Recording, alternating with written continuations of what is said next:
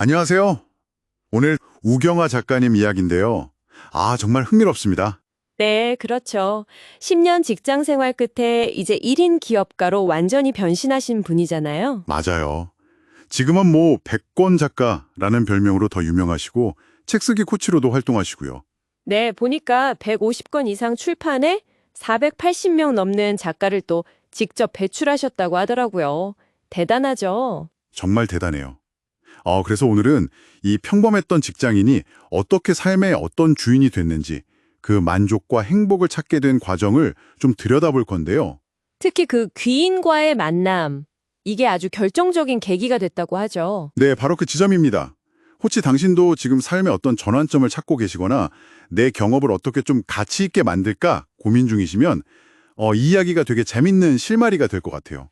같이 한번 자세히 살펴보면 좋겠네요. 자, 그럼 같이 깊이 파고 들어가 보죠.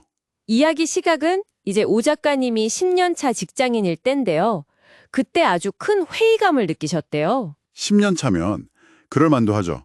뭔가 미래도 불안하고. 네, 내가 진짜 원하는 일이 이게 맞나? 이런 생각도 들고, 또 주변 선배들 보면 딱 행복해 보이지도 않고, 그러면서, 진짜 원하는 일 하면서 행복하게 살고 싶다. 이런 마음이 막 커졌다고 하죠. 그래서 처음에는 그래도 좀 익숙한 길을 생각했군요. 자료 보니까. 네, 맞아요. 어릴 때 가족 사업 경험도 있고, 또 마침 조명회사에서 근무했으니까 그걸 살려서 조명가게나 뭐 철물점 창업을 생각했던 거죠. 그때 뭐 오프라인 매장 창업 말고는 딱히 다른 대안을 떠올리기 어려웠을 수도 있겠네요. 그렇죠. 그런데 아시다시피 이게 자본이 꽤 많이 들잖아요. 네, 자본도 들고 또 실패하면 어떡하나 하는 부담도 크고. 맞아요.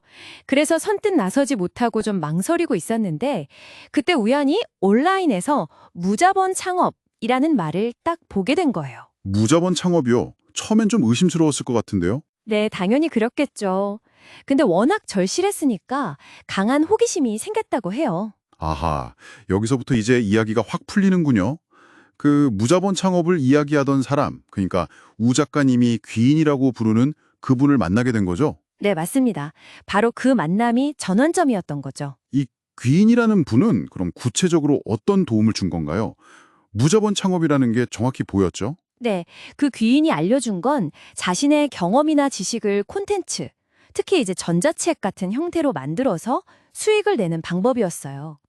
경험과 지식을 콘텐츠로. 네, 핵심은 뭐냐면 초기 자본금 투자 대신에 자신의 어떤 시간, 경험, 이런 보이지 않는 자산을 활용하는 거였죠. 흥미로운데요. 더 재미있는 건 이 귀인분 역시 과거에 벤처 사업에 실패한 경험이 있대요. 돈 없이 할 수 있는 사업을 막 찾다가 무자본이야말로 가장 거대한 자본이구나. 이걸 깨달았다는 거예요. 와, 실패 경험이 오히려 새로운 길을 열어준 셈이네요.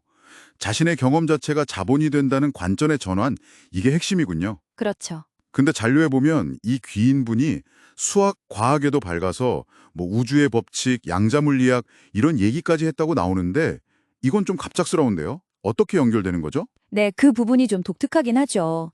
자료에서 뭐 아주 상세하게 설명된 건 아니지만요. 제 생각에는 아마 양자물리학의 관찰자 효과 같은 개념을 좀 비유적으로 사용하신 게 아닐까 싶어요. 비유적으로요? 네. 그러니까 당신이 생각을 바꾸고 관점을 바꾸면 현실도 바꿀 수 있다. 당신의 능력은 무한하다. 이런 메시지를 강하게 심어주려고 했던 것 같아요. 어떤 과학적 증명이라기보다는 고정관념을 깨고 나도 할 수 있다는 믿음을 주려는 그런 의도였을 수 있겠네요. 네. 일종의 충격 요법이었을 수도 있고요. 실제로 우 작가님도 그때 가슴이 뛰고 설렜다고 표현할 정도로 굉장히 강렬한 경험이었다고 하니까요. 그렇군요. 단순한 조언이 아니라 진짜 생각의 틀을 바꿔준 거네요. 이런 깨달음이 그럼 구체적으로 어떤 행동으로 이어졌습니까? 바로 이뤄졌죠. 실제적인 행동, 즉 책 쓰기로요. 그 귀인이 운영하던 하루 만에 책 쓰기라는 프로젝트가 있었는데 거기에 한 1년 정도 참여를 했대요. 1년 동안요? 네. 그러면서 매주 한 권씩 총 한 50권 정도의 전자책을 쓰는 정말 강도 높은 훈련을 한 거죠. 와, 매주 한 권씩 50권이요? 진짜 대단한데요? 그 집중적인 글쓰기 과정에서 얻은 가장 큰 변화는 뭐였다고 나오나요? 가장 큰 변화는 내가 평범하다고 생각했던 내 경험, 내 삶의 모든 순간들이 사실은 굉장히 가치 있는 컨텐츠가 될 수 있구나. 이걸 깨달은 거였어요. 자신의 경험의 가치를 발견한 거군요. 네. 글을 쓰면서 자기 과거를 이렇게 객관적으로 돌아보게 되잖아요. 그러면서 그 안에서 의미를 찾고 교훈을 발견하고 이 과정을 통해서 글쓰기 실력은 당연히 늘었고요.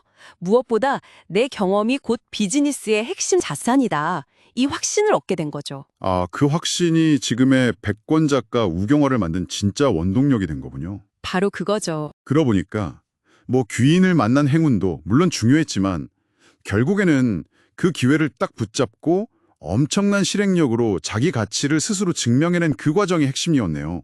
정확합니다. 불확실한 상황 앞에서 그냥 주저앉은 게 아니라 무자본 창업이라는 좀 낯선 길을 통해서 자기만의 스토리를 만들어낸 거죠. 네. 정말 이 이야기는 단순히 운 좋은 만남 뭐 이런 얘기가 아니네요. 그렇죠.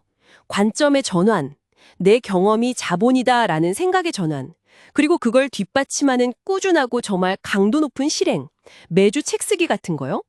이 두 가지가 만났을 때 어떤 엄청난 변화가 일어날 수 있는지를 보여주는 아주 강력한 사례라고 생각해요. 이제는 과거의 그 귀인처럼 본인이 다른 사람들의 변화를 돕는 역할을 하게 되는 것에 또 감사함을 느낀다고 하고요. 네, 맞습니다. 듣고 보니 문득 당신의 경험 속에는 어떤 아직 발견되지 않은 가치나 이야기가 숨어 있을까? 이런 생각이 드네요. 그렇죠. 그리고 우 작가님이 마지막에 언급한 생각 있잖아요. 그 귀인조차 어쩌면 나의 이 신비한 인생을 위해서 내가 스스로 내 인생에 초대한 것일지도 모른다는 그 깨달음. 아, 네. 그 부분도 인상 깊었어요. 이게 우리한테 되게 의미심장한 질문에 던지는 것 같아요. 이게 뭐 단순히 운명론이라기보다는 어쩌면 우리가 성장을 정말 간절히 원할 때 우리에게 필요한 어떤 기회나 사람을 무의식적으로 끌어당기는 건 아닐까 하는 거죠. 내가 필요로 했기 때문에 내 삶에 나타난 필연일 수도 있다. 네. 당신 삶에 나타났던 어떤 결정적인 전환점이나 만남들, 혹시 돌이켜보면 당신 스스로가 만들어낸 필연은 아니었을까요? 이 질문을 한번 잠시 마음에 품어보시는 건 어떨까 싶습니다.